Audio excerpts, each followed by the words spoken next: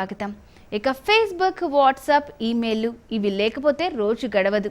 ఒక రకంగా అంతర్జాలం వల్ల మన ఆలోచన శక్తిని కోల్పోతున్నాం. అందుకే కనీసం వారానికి ఒక్కరోజైనా వీటన్నిటికీ దూరంగా ఉండాలన్న నియమం పెట్టుకోండి. దీనివల్ల మీ గురించి ఆలోచించుకునే సమయం కల్పించుకున్న వాళ్ళవుతారు. మరిన్ని విషయాలు తెలుసుకునే ముందు సక్సెస్ సీక్రెట్ చూద్దాం.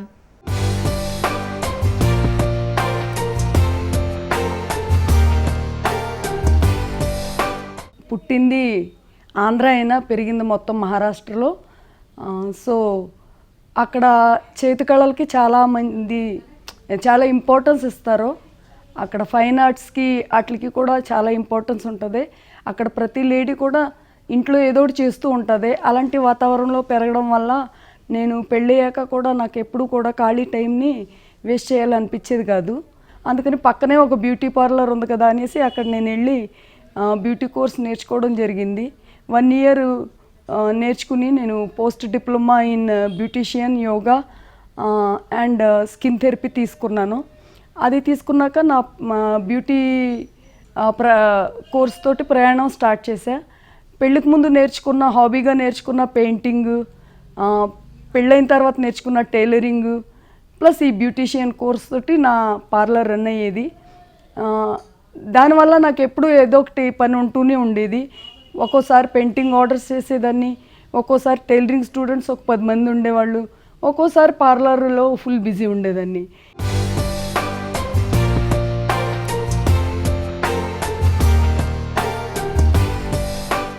మా ఫ్రెండ్ బొటిక్ ఉంది, తను అడిగిందనమాట, ఇలాగా నాకు పేపర్ బ్యాగ్స్ ఏమన్నా చేసేస్తావా శోభ అనేసి. అంటే నేను పేపర్ బ్యాగ్స్ కూడా అడవుల్ని నరకడం కదా అనేసి ఆలోచించి నా దగ్గర ఒక చీర ఉందన్నమాట. ఆ చీరని కట్ చేసి బ్యాగ్స్గా తయారు చేసి వస్తే ఎలా ఉంటుంది అన్నట్టు నాకు ఒక ఐడియా రావడంతో నేను అవి కట్ చేసి తనకి బ్యాగ్స్గా చూపించాను. చూపించగానే తనకి బాగా నచ్చింది ఐడియా.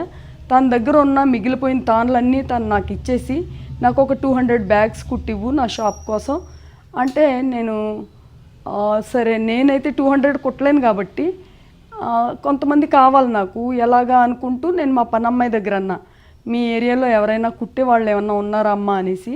అంటే మా పనమ్మాయి అందే, అమ్మ చాలామంది ఉన్నారమ్మా, నేను రేపే తీసుకొస్తాను అందే. తను తీసుకురావడం, నేను నైట్కి నైట్ అవి కట్ చేసి ఉంచడం, మేము 1 weekలో ఆ 200 బ్యాగ్స్ ప్రాజెక్ట్ కంప్లీట్ అయిపోయింది. దాంతో నాకు ఐడియా వచ్చిందనమాట, మనం ఇలాగే ఒక స్టెప్ ముందుకేసి రీసైకిల్ క్లాత్ని యూజ్ చేసి బ్యాగ్స్ కుట్టి షాప్స్కి ఇస్తే ఎలా ఉంటుంది అనుకున్నాను. అప్పుడు నేను కొన్ని షాప్స్కి వెళ్ళి అడిగాను అనమాట. సో కొంతమంది ఏమో పాత గుడ్డ తీసుకోరు మేడం మా దగ్గర అన్నారు. కానీ ఒక అరటిపళ్ళు అమ్మే అతను మటుకి నాకు చాలా ఎంకరేజ్మెంట్గా మాట్లాడాడు. మేడం మీరు ఇంత మంచి ఆలోచన చేస్తున్నారో, మా గురించి ఆలోచిస్తున్నారు మీరు. యాక్చువల్లీ నా ప్రపోజల్ ఏంటంటే, మేము కుట్టేసి బ్యాగ్స్ మీకు ఇస్తాము, మీరు ప్లాస్టిక్ బ్యాగ్కి ఎంతైతే మనీ ఇస్తారో మీరు మాకు అంతే ఇవ్వండి. దాంతోపాటు ఒక మీకు డిబ్బీ ఇస్తాము, దాంట్లో మీరు కస్టమర్ చేత డబ్బులు వేయించండి. 1 rupee కానీ 2 rupees కానీ చెప్పండి వాళ్ళకి, ఇలా లేడీస్ కుడతారో వాళ్ళకి స్టిచ్చింగ్ ఛార్జెస్ మీరు ఇచ్చే ఫండ్స్ ద్వారా వెళ్తాయని చెప్పండి. చెప్తే వాళ్ళు వేస్తారు కాబట్టి ఆ అమౌంట్ మేము వర్కర్స్కి స్టిచ్చింగ్ ఛార్జెస్ ఇచ్చుకోవచ్చు. మీకేమో ఆ ప్లాస్టిక్ బ్యాగ్ రేటుకు వస్తుంది కాబట్టి దానికి సబ్స్టిట్యూటు ప్లస్ ఇవన్నీ కూడా మీ పర్యావరణ పట్ల మీకున్న శ్రద్ధని కూడా మీరు చూపించిన వాళ్ళు అవుతారంటే, అరటిపళ్ళు ఆయన అన్నాడు, చాలా మంచి మాట అమ్మ, మీరు తీసుకురావాలే కానీ నాకు 10 మంది తెలిసిన వాళ్ళు ఉన్నారు, వాళ్ళందరి చేత కూడా నేను కొనిపిస్తాను అన్నాడు.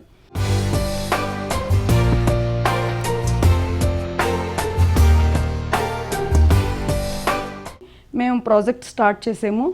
చేయగానే మా ఫ్రెండ్ ఒక యోగా విజ్ఞాన కేంద్రానికి తీసుకెళ్ళింది. అయితే మేము మార్కెట్లో 2-3 చోట్ల ట్రై చేస్తే పాత క్లాత్ అన్న ఇది వస్తుంటే నాకు కొంచెం ఎక్కడో ఒక అడుగు వెనక్కి వెళ్తున్నానా అనిపించింది. ఎప్పుడైతే యోగ విజ్ఞాన కేంద్రం జగన్ గురూజీని కలిసానో అప్పుడు నాకు అది పటాపంచలైపోయింది. ఆయన ఒక యోగా కేంద్రం నడుపుతారు, ఆయనకి ఒక 500-600 స్టూడెంట్స్ ఉన్నారు. సో ఆయనకి ఒక ప్రత్యేకమైన గుడి కూడా ఉంది. ఆయన అన్నారు, అసలు అద్భుతమైన ఆలోచన అమ్మ, ఏంటంటే దీంతో మనకి 2 ప్రాబ్లమ్స్ సాల్వ్ అవుతున్నాయి. ఒకటే క్లాత్ రీసైకిల్ అవుతుంది, ఇంకోటి మీరు చాలా తక్కువ మ్యాన్ పవర్తో ఇంత మంచిగా దీన్ని డిజైన్ చేశారు. దీంతో చాలా తక్కువ మ్యాన్ పవర్తో ప్రొడక్షన్ వస్తుంది కాబట్టి ఇది చాలా బాగుంది. పాత క్లాత్ ప్లాస్టిక్ని విషాన్ని ఇంట్లో పెట్టుకుంటున్నప్పుడు ఈ పాత క్లాత్ ఇంట్లో పెట్టుకుంటే పెట్టుకోవడానికి వాళ్ళు మాట్లాడుతున్నారంటే నిజంగా ఏమనాలి, నేను నా గుడిలోనే దీన్ని శుభారంభం చేస్తా, నాకు ఒక 300 బ్యాగ్స్ ఇవ్వమ్మా అనేసి ఆయన నా దగ్గర వెంటనే 300 బ్యాగ్స్ పర్చేస్ చేశారు.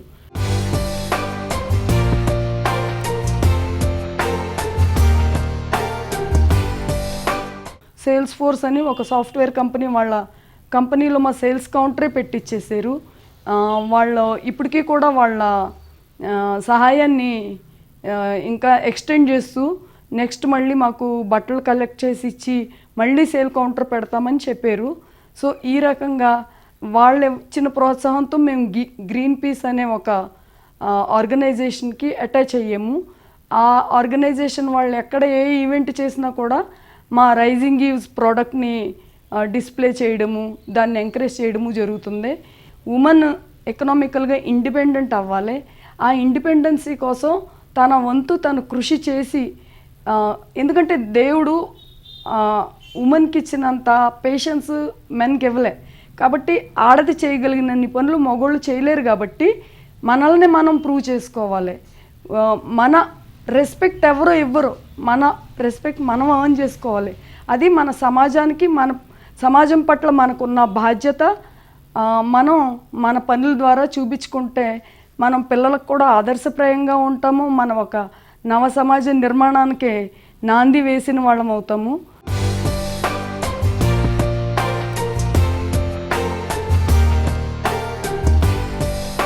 చూసారుగా సక్సెస్ సీక్రెట్. ఇక ఉద్యోగం చేస్తున్నప్పుడు నిర్ణీత సమయంలోగా పని పూర్తి చేయాలన్న నిబంధనలుంటాయి. కానీ వాటిని మీ సెలవు రోజుకు ఎట్టి పరిస్థితిలో వాయిదా వేసుకోకండి. వీలైనంత వరకు కాస్త ఎక్కువ సమయం ఉండైనా సరే పని దినాల్లోనే ఆ పనులన్నీ పూర్తి చేసేయండి.